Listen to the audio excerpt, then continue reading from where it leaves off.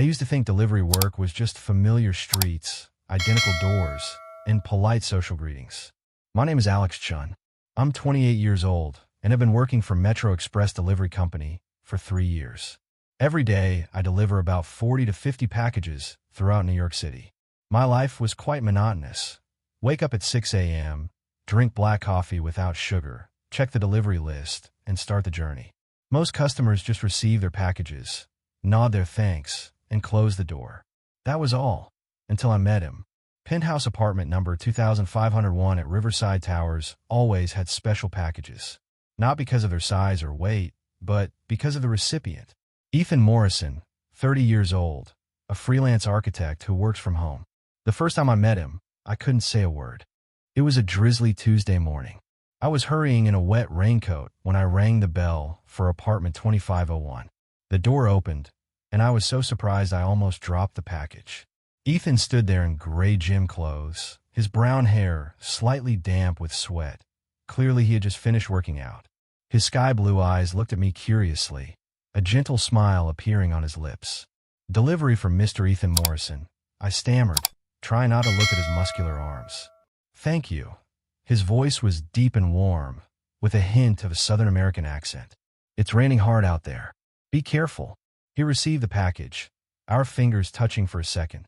I felt an electric current run through me, my heart beating faster.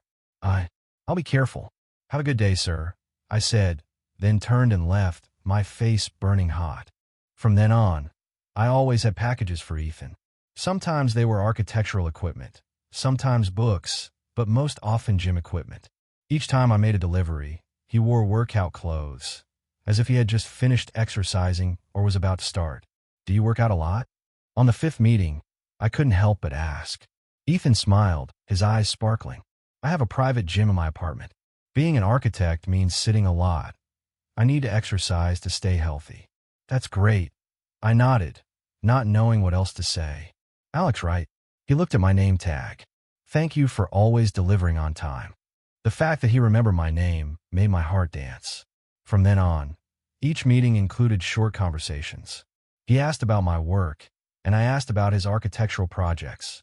Gradually, I began looking forward to delivery trips to apartment 2501, an unexpected event. One Friday at the end of the month, I came to deliver as usual. But when I rang the bell, no one answered. I waited a few minutes, then rang again. Still silence. Just then, the elevator opened and Ethan stepped out, carrying a gym bag, his face pale. "Alex, sorry, I just came back from the hospital," he said, his voice tired. "Are you okay?" I asked with concern. "Just a routine checkup, but there's a minor heart issue." Ethan forced a smile. "The doctor said I need more rest." Seeing him so tired, I felt compelled to help.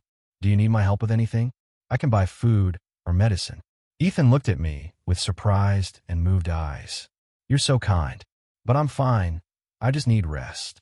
I'll leave my phone number here." I quickly wrote on a piece of paper, "If you need anything, please call me." Deep connection. The next day, my phone rang. Unknown number. "Hello, Alex. This is Ethan. Can you help me buy some food? I shouldn't drive today." My heart pounded. "Of course. What do you need?" After shopping according to Ethan's list, I brought the items to his apartment. It was the first time I had been inside. The space was spacious and modern, with a beautiful view of the Hudson River. Architectural drawings hung all over the walls. "Coffee," Ethan offered, looking better than he had yesterday. "Thank you." I sat on the sofa, trying to stay calm. "I designed this apartment," he said proudly. "It took 2 years to complete. It's wonderful." I looked around. "You're very talented." We talked for an hour. Ethan told me about his passion for architecture and the projects he was working on. I shared my dream of studying graphic design, but explained that I had to postpone it due to family circumstances. Realizing feelings. Over the following days, Ethan often texted to check on me. Sometimes he sent photos of new designs, sometimes just morning greetings. I began to realize I had feelings for him. One Saturday evening, Ethan invited me to watch him cook. I learned a new recipe from YouTube and want someone to try it. His modern kitchen was impressive. Ethan wore a white shirt with rolled sleeves, looking elegant and charming. I sat on a high bar stool, watching him cook. "Alex, do you have a girlfriend?" Ethan suddenly asked while chopping vegetables. My heart seemed to stop. No, I don't. Why? You're kind, funny, and very sweet, he said without looking at me. I'm busy with work, I stammered, my face flushing.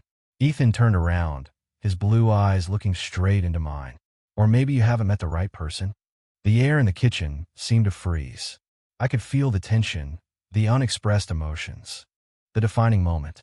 Dinner took place in a cozy atmosphere. Ethan made excellent pasta carbonara, and we drank wine and talked about everything. Flickering candlelight and soft music created a romantic atmosphere. Alex, I have to confess something, Ethan said as we sat on the sofa. What? I was nervous. I don't need to work out that much. Those gym equipment packages. I ordered them to have reasons to see you more often. I was shocked. Are you serious? From the first time I met you, I was attracted to you. The way you smile, how you care about your work, the sincerity in your eyes. Ethan moved closer. Ethan, I whispered. I know I shouldn't have feelings for a delivery person, but with you, I couldn't control myself. He reached up to stroke my cheek, and I leaned toward him. The distance between us gradually closed. His warm breath touched my face. Then we kissed. A gentle, cautious kiss at first, then becoming deeper as we both felt each other's feelings. The first challenge. The following week, everything changed. My boss, Mr. Robert Jenkins, called me into the office. Alex, I received a complaint from a customer. They said you spend too much time at apartment 2501, affecting your work efficiency. My heart went cold. Sir, I just deliver normally. I don't want to hear about this again. From now on, your delivery route will change.